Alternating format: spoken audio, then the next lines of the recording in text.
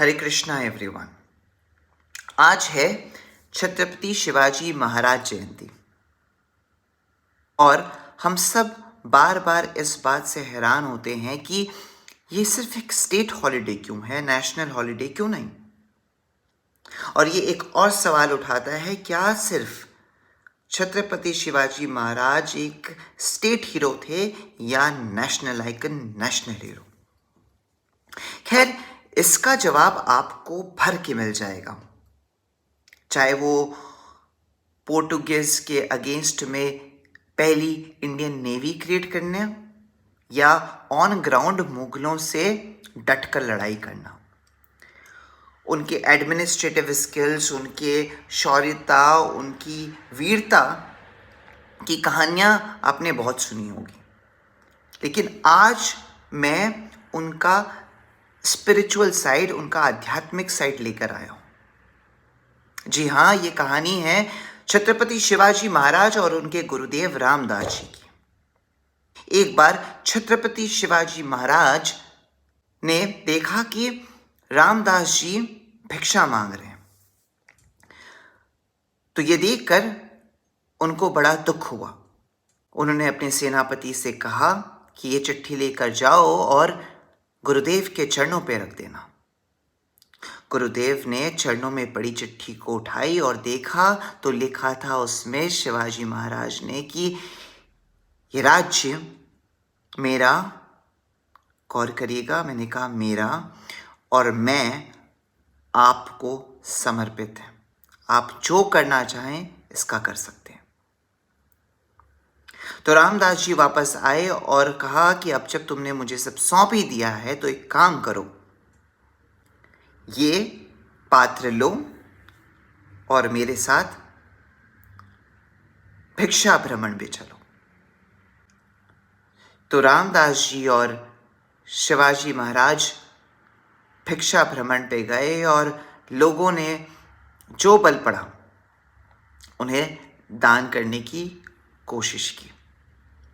दोनों दान लेकर वापस आए और फिर मुस्कुराते हुए शिवाजी महाराज ने पूछा कि देखो, आपने 24 घंटे में मुझे एक राजा से भिक्षुक बना दिया, अब और क्या चाहते हैं। तो रामदास जी ने बड़े प्यार से एक भगवा यानी एक केसरी रंग का निकाल कर शिवाजी महाराज को दिया और कहा, इसे अपना प्रतीक, अपना आइकन या अपना बैनर बनाकर देश पर राज करना। पर अपने लोगों की रक्षा, अपने संस्कृति की रक्षा, अपनी देश की रक्षा करते वक्त अपने अंदर ये अहंकार बिल्कुल मत आने देना कि ये सब तुम्हारा है। और छत्रपति शिवाजी महाराज ने ठीक वैसा ही किया। उन्होंने नफरत की लड़ाई नहीं लड़ी, उन्होंने देश के हित में, अपने लोगों के हित में, नियति के हित में जो सही लगा वही लड़ा। इस वीडियो के माध्यम से, आपके सपोर्ट के माध्यम से मैं सरकार से सिर्फ 2 सवाल पूछना चाहता हूं।